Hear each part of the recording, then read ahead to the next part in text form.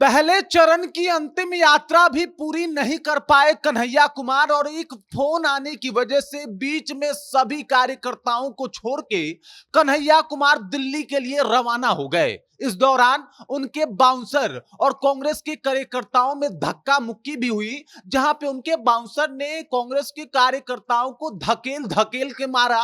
पूरी जानकारी आपको बताऊंगा कि किस तरीके से कन्हैया कुमार का रोजगार दो पलायन रोको यात्रा के ऊपर ग्रहण लग गया है। पूरी जानकारी क्या है उसके ऊपर आते हैं, लेकिन उससे पहले मेरा परिचय जान लीजिए। मेरा नाम है रजत और आप जनता जंक्शन देख रहे हैं। कन्हैया कुमार 16 मार्च को एक यात्रा की शुरुआत करते हैं जिसका नाम देते हैं कि पलायन रोको और रोजगार दो। इस यात्रा को लेकर कन्हैया कुमार जहां जहां पे जा रहे थे कांग्रेस कार्यकर्ताओं का सपोर्ट भी मिल रहा था। कुछ लोग ये भी कह रहे थे कि कन्हैया कुमार इस यात्रा के बदौलत जो है वो बिहार में कांग्रेस की तस्वीर बदल के रख देंगे। लेकिन अभी जो तस्वीर सामने आई है वो बदली हुई नहीं बल्कि पहले से थोड़ी बदतर तस्वीर है, जहां पे कन्हैया कुमार के बाउंसर और कांग्रेस कार्यकर्ताओं के बीच में ही धक्का मुक्की की खबर सामने आ रही है। और इसी बीच कन्हैया कुमार एक फोन की वजह से बीच में सभी कार्यकर्ताओं को छोड़ के दिल्ली की तरफ रवाना हो गए। देखिए, हमारे यहां एक कहावत कही जाती है कि कोई काम जो है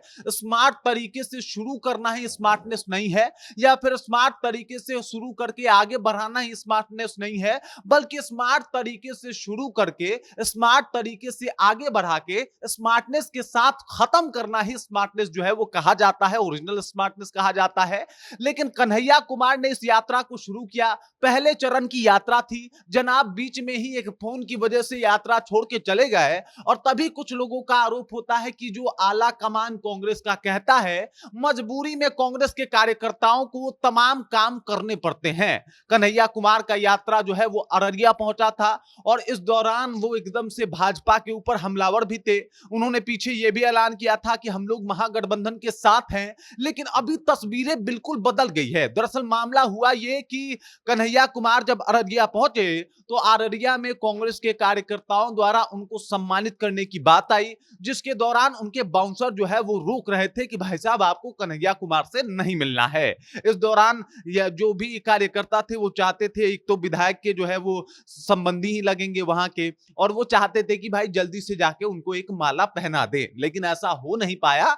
और इसी बीच धक्का मुक्की करने लगे सब बाउंसर, उनको धक्का दे दिया। 4-5 लोग गिर भी गए वहां पे। और इस बात का कंफर्मेशन जो है वो कांग्रेस के जिला अध्यक्ष जाकिर अनवर बैग ने भी किया है कि भाई साहब धक्का मुक्की तो हुआ है।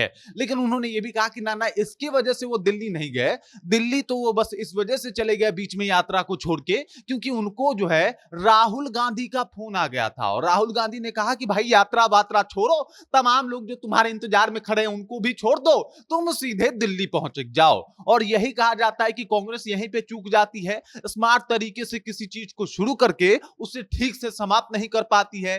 पहले चरण का आखिरी दिन था यात्रा का और उसमें भी राहुल गांधी का फोन आ जाता है और यात्रा को बीच में छोड़ के जाना पड़ता है, जो कि कहीं ना कहीं कन्हैया कुमार और कांग्रेस के छवि के लिए बहुत ज्यादा हानिकारक है।